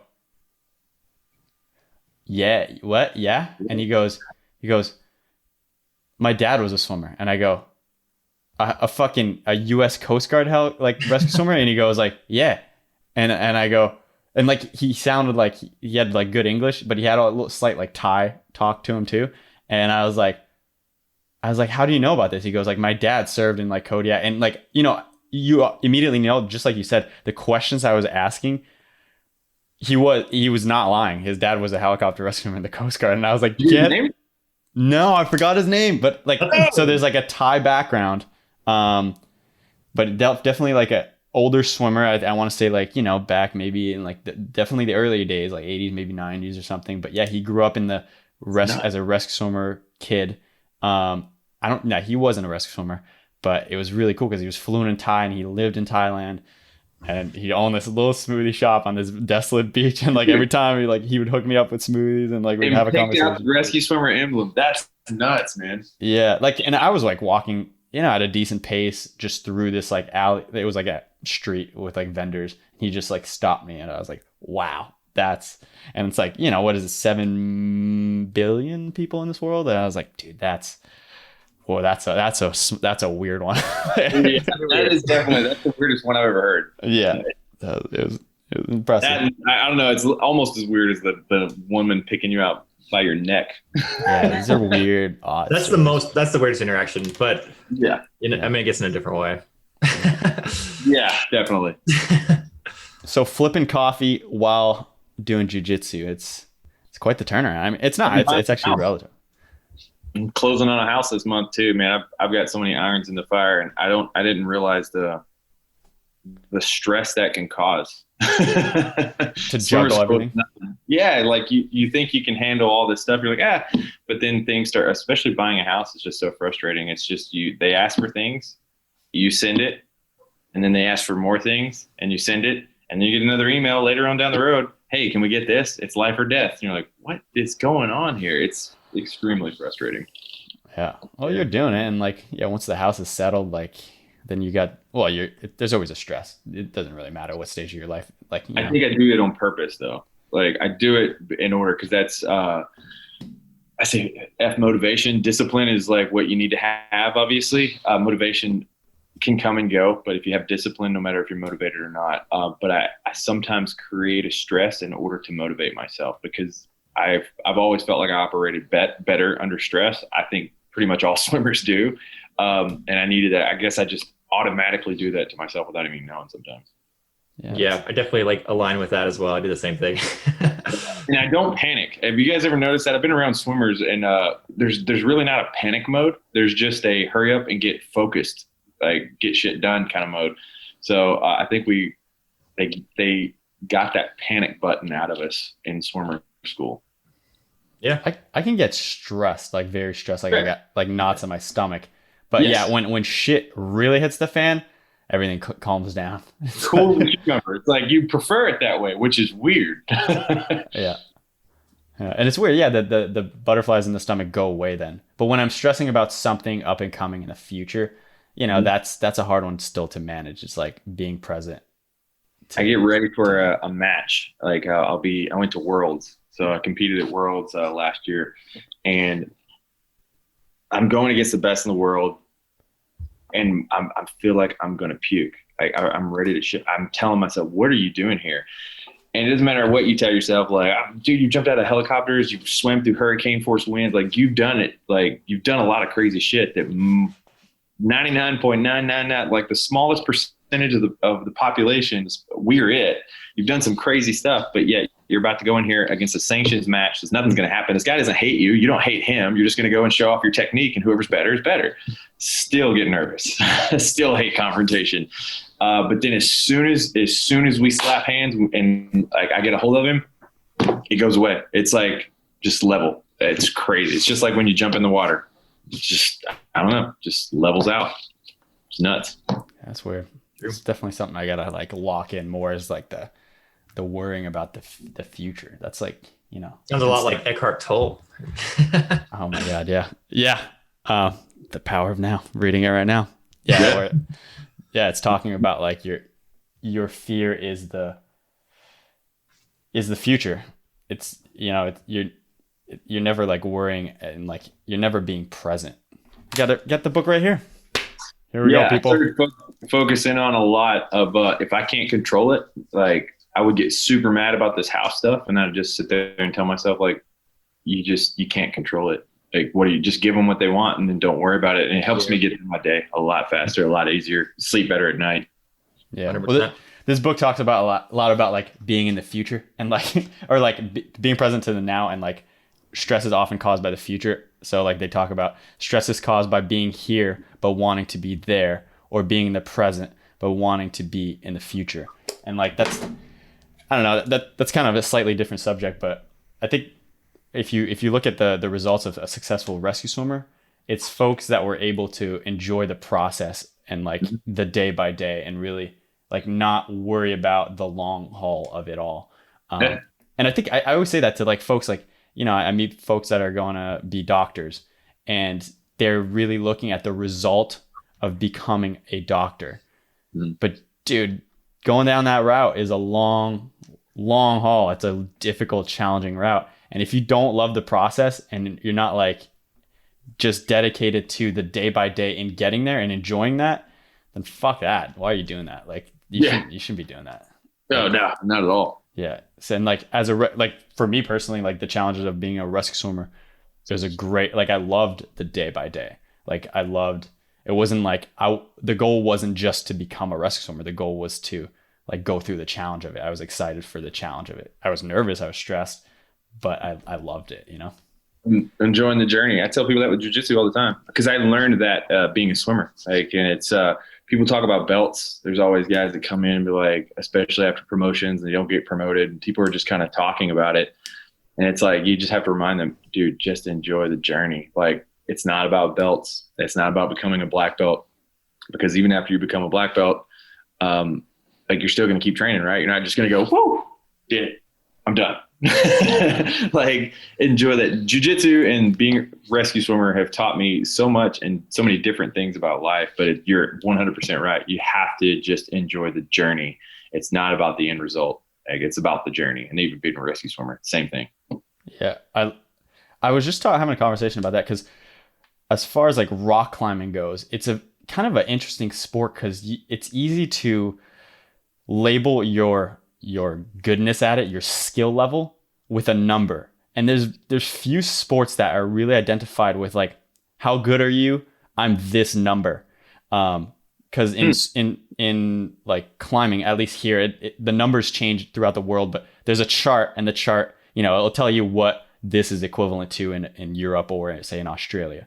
But say here, you know, like a good-ish climber would climb, say, I will say, and this is subjective, but 512. So it's like a number like 5.12. And it goes from more or less 5.6 to the best of the best has climbed 5.15.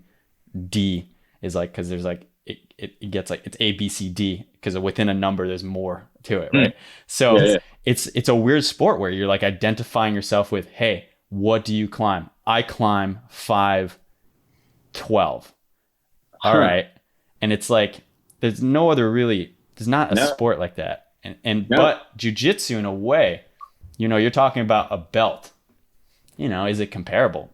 A little bit, you know? A little bit, but not, because there's levels to it. And I'll give you a couple examples. So I'm a purple belt. I'm a competition level purple belt, meaning there are black belts that I go and train with, and I'm not taking away from their skill. They've earned, and I'm not saying they're not a black belt. They very much earned it. But there are brown and black belts that I have trained with that aren't competition level. That, you know, they're black belt, or they competed years ago, and right now they just focus on training people, and they're still really, really good. And we'll go and just wreck them, like, and they're like, "What? Who is this guy?" And it's like he competes with the world's best. And I train with guys like that on a daily basis. There's this kid that I've trained with. He's 19 years old. He's a purple belt. but I know for a fact he can beat up the best in the world because he started training at a very young age, very, very young. And he's just on a different level. I'm like, to say that him and I are the same level, it's not. We're both purple belts, yes, but I can't do anything with him. Literally, if he wanted to take my lunch money, he could take it easily. It's just, and I compete. I haven't been competing lately, but especially with COVID and stuff. But he does too, and there's different levels to it.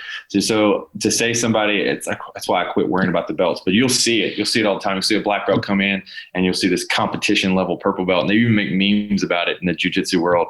They come in and they'll just are like a competition. There's this guy, he's a brown belt. He trains with us, one of the best in the world, and I've watched him. He's a brown belt, which is a step below black belt. I've watched him wreck world class black belts that are in competition. So there's different levels to it. And it's all like, who's going to give this guy his black belt?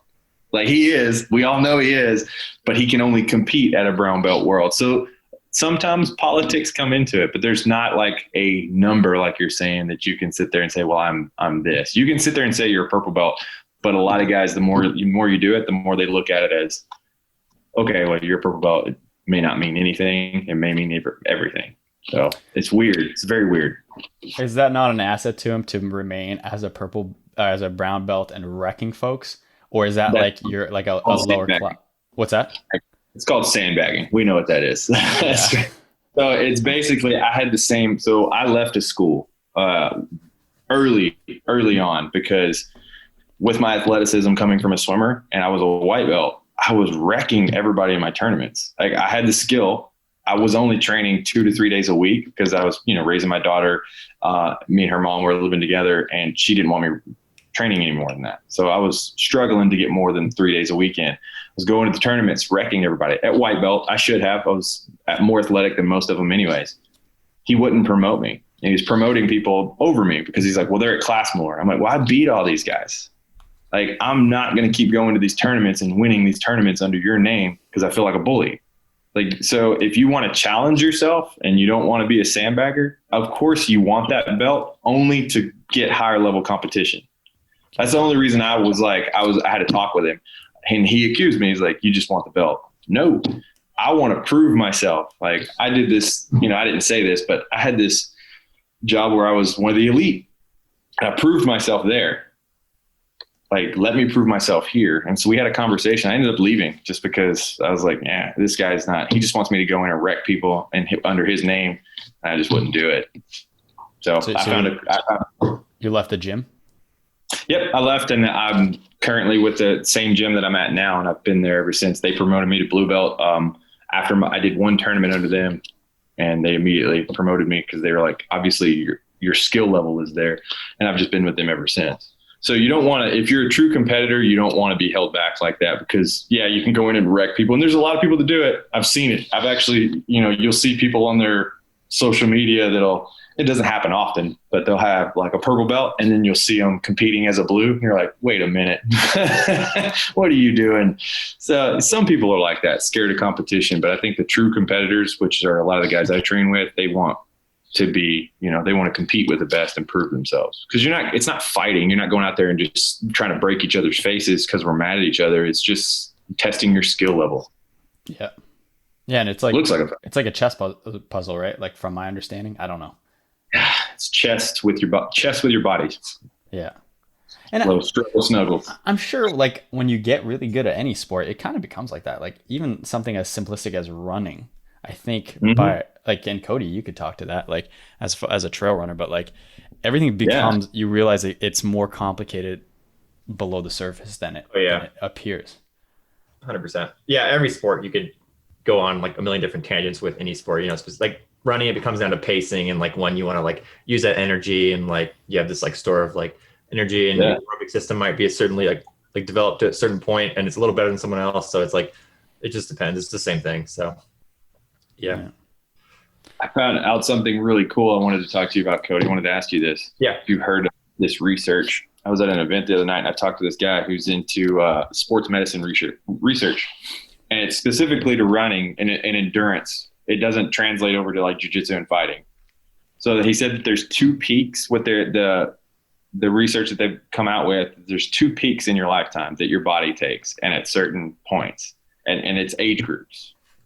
The first one wasn't too surprising because, like, especially in fighting, you see it. You see it in UFC and stuff.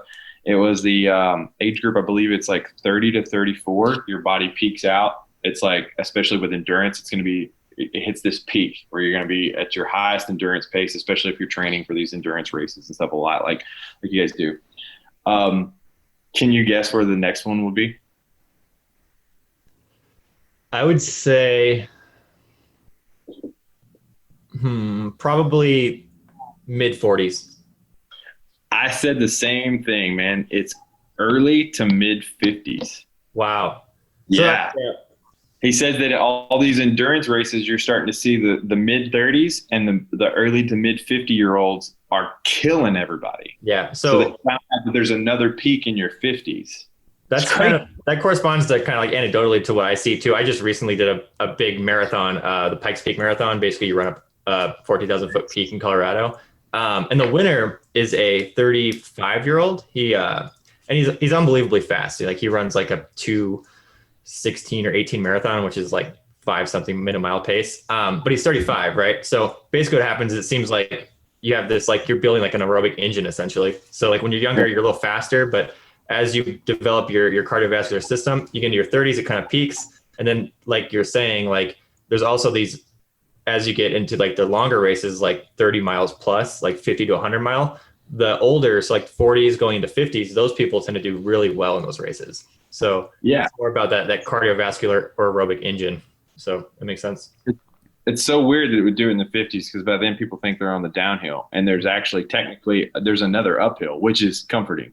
Yeah, and if you come to Boulder, Colorado, you will get humbled so fast. Like you'll see a 70-year-old like smoke you on a trail every day. Like it's unreal. Vince can probably attest to that too. I mean, when you're in Boulder. My girlfriend makes a joke. Like I went for a scramble up a mountain, and she was nervous. Like I was like, hey, like when have I ever really have you ever seen me, get frazzled or be in like an unstable like spot climbing or scrambling or hiking or like if I run or whatever? And she's like, well, when a trail runner runs by, you fall every time. It's happened like where they're just so fast they come out of nowhere, and I try to get out of their way off path, like on like a steep part of the trail, and I just like just fall. You're just the awkward guy. You're like, oh! And they always stop and they're like, are you all right? Like just in their pace, and they're like, you good? And I was like, yeah, I don't know, I lost my footing. And so she's like and I got back from this like big like little journey, and she goes like, did you fall? And I go, no. And she's like, well, that's because there wasn't any trail runners where you were. And I go like, it's fair. That's funny. Yeah, that's an impressive sport that you do, Cody. It's definitely like a different realm, and yeah, I mean it's also a dangerous one. Like it's not just running. You're running on uneven ground and steep terrain often, where if you fall, you're fricking yourself up. I mean, you mess up yourself up if you fall on pavement, but it's like falling on uneven pavement with jagged, pointy. Yeah, it becomes like a dance, with the mountain. Sometimes it's kind of cool. It's interesting, I guess. Like, but it is also nice to think about like possibly being better as you get older. Even though you tend to think like you're like whatever 30s, like your peak physical age, is when it's actually not. If you're in the right sport, like maybe not if you're trying to play in the NFL, but if you're trying to do other stuff, you can pull it off. Powerlifting peak is high too. They said it doesn't translate over. It's with endurance, because there's that race. I can't remember the name of it. It's a it's a man versus horse race. Maybe that's what it's called. Like I've heard of it. It's in. I want to say it's in Colorado, because it's over some. The terrain has part to do with it, but they say it's happened 30 years, and 25 out of the 30 years, man has won it. And it's like a 30-mile race, or something like. And what it just goes to show you, like, our evolution, that's how we used to take down big animals, was because of our endurance. Like, we just run them to death. And also I think the terrain has a little bit to do with it. It's hard for a horse to maneuver it, that kind of terrain and stuff. But super interesting, man. I think that's obviously the future. People, and I'm pretty excited once I got out to see that the rescue swimmer like rate moved into working smarter and getting you guys in better shape than with us. It was just do 1,000 push-ups. That's how you get better. Yeah, I try to hammer it in. Like I'm trying to get pretty scientific with the students that I'm trying to coach and like the programs. Like I'm trying to build that aerobic engine because we like even when 2012, 2013 when I was going through, it wasn't really like that. Like you didn't know about your aerobic engine and like zone 1 through 5 heart rate. You were just doing workouts. But I'm trying to like if you're smart about it, you can really efficiently train and be way healthier, you know, over the long period. You can. So it's like yeah. They what they had us do in swimmer school is redline your engine. And It just stayed redline. Whereas they're finding out like, oh, you can actually go farther more efficiently if you're just stay down in this green zone, you know? Yep. They never did that with us. And that's the same thing with Jiu-Jitsu's taking that, mixed martial arts. The NFL and the NBA, all those guys do it. Mm-hmm. Like they were doing cryo before everyone. They found out, cryo is an old thing compared to the NBA and NFL, and people are just now really starting to get into it. There's way more scientific ways, and I wish that I think I would have avoided a lot more injuries if I would have gotten into that a lot sooner. Yeah. Hell, we had a foam rolling class in my rescue swimmer program. This was like real. It was awesome. Yeah. Best day ever. Yeah, it was. It was the worst day ever. I'd never done it before, and it hurts when you first do it, you know? I've got all kinds of that stuff. I've got a wedge that I put in my lower back because, dude, I've even here recently, I've had, back strains and back injuries. My girlfriend had to pick me up out of the floor a couple of days after training. I went and got needled and something just went loose and I'm just like in the floor and I had to have a massage therapist come over to loosen me up and then immediately go to a chiropractor out of that, but I couldn't walk. Yeah, sucks.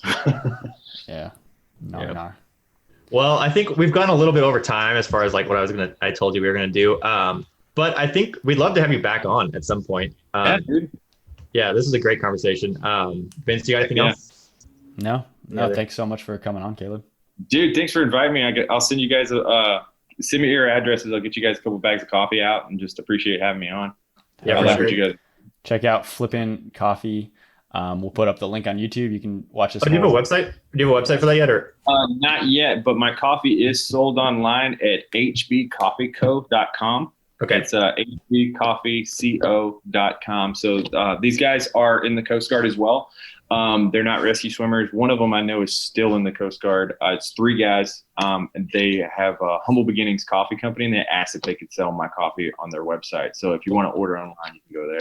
Okay, we'll throw that in the show notes, and we'll do like an Instagram post too, just so it's out there. And yeah, definitely we'll have you on again in the future. Thanks for coming on. You guys are awesome. Thanks, man. All right, so that was Caleb Flippin. Like I said, we're going to put a link in the show notes to his coffee company, Flippin Coffee, for the Instagram page where you can go and buy it. I bought a bag. It was great. I'm going to buy another pretty soon here. I need some good coffee in my life. Yeah. Let's talk about the rescue swimmer mindset and what we have that's new in our community.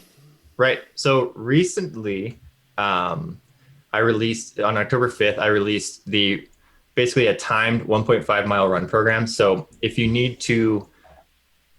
solid, in PT, or not solid, but if you want a specific program that's going to help you get your 1.5 mile time down, this is the program for you. It's all running workouts. It's focused on building your aerobic base. And then I also add in sprint workouts, stuff like that to increase your leg turnover and get that run time down. A lot of questions I get are from people who are running like 11-minute mile and a halves or 10:30s, and they want to get into the 9 minutes. And this program is going to be ideal for someone like that. What kind of various like runs are you making them do? Are you making some longer runs included as well? So it's pretty like I'm doing it how I would do it if I was training for swimmer school now, knowing what I know now. I've read a lot on the subject, and like we talked in the podcast, there's a lot of science that goes into it. So when you're trying to build your aerobic base, you're supposed to be doing long kind of conversational runs. So, running 4 to 7 miles at a conversational pace, or like a pace you could talk to like if you're running with your friend, you can just have a conversation with. That's a conversational pace. And then on top of that, you want to build up your leg turnover and kind of that other part of your cardiovascular system where you can run fast for a short period of time. So with that, we're going to be doing 400-meter sprints a lot of mile repeats. We do 200-meter sprints, stuff like that. And usually you'll probably do those 1 to 2 times a week. and the other, 3 times a week, you're going to be building your aerobic base. And with the program, it's kind of cool. Like, say if you take our Win the Summer program, that's our like full on, like all inclusive program that has swimming, running, weightlifting, and PT. This program would be nice. You could basically substitute the run workouts in this program into that program if you wanted to like kind of specialize in running the 1.5 mile run while still getting strength and like PT and pool conditioning in. So you would just supplement the workout. So any run workout, you would just put this workout in its place, and the days kind of line up. Actually, it's all Monday through Friday. Great. Let's talk about if you want to help support this podcast so we can keep it running, keep it strong. Yeah. Good. Yeah. So you can go to our site at the Rescue Swimmer Mindset Podcast, give us any type of donation that you possibly can. And 20% goes to families that are in the Coast Guard and are in need, which does happen more frequently than not. So please check that out. And that's rescueswimmermindset.com. And where do they go once they're on there, Cody? There's just a donate to the podcast. Actually, I've recently changed up the website. So what I'll do is I'll put a link in the show notes. So whatever you're listening to, like if you're listening to this podcast on iTunes, you can just click on the link. It's going to say donations. You can go straight there. Great. And then to get to the 1.5 mile run program, you just go to rescueswimmermindset.com and go to products. And it's the first thing you see when you scroll down there. Right on. Did you say we had some questions coming in about my program? Yeah. So yeah, just your How to Hold Your Breath course. People are asking kind of just random questions. They're curious about how it's structured, basically. Okay. So I know it's videos and I know what it's like, but I'll just give a rundown about like basically how I broke down the courses. So what the program is a very detailed explanation as far as how to, there's so many steps, but I'll say this, there's 13 videos averaging about 7 to often 15 minutes. I think there's some that are 20. So it's a long video course that is well edited because I put a lot of work into it. And it gives you the science behind how to maximize things such as your lung capacity. So expanding the actual lungs that you have, as far as preserving energy underwater. That's a whole chapter in itself. So how to be fluid, how to cut the water better, how to swim with fins and without, how to duck dive, which I don't know if you remember, it was kind of a disgrace, but sometimes you'd be in rescue swimmer school and you'd watch people just duck diving underwater and they're flapping the water because they don't even know, like say they don't have surfing. You can make it so efficient, if you know how to do it right. Yeah, and it's all those like nitpicky things that people don't know how to do that is visually explained as well as, I'm the one narrating the entire video. So, I'm your instructor.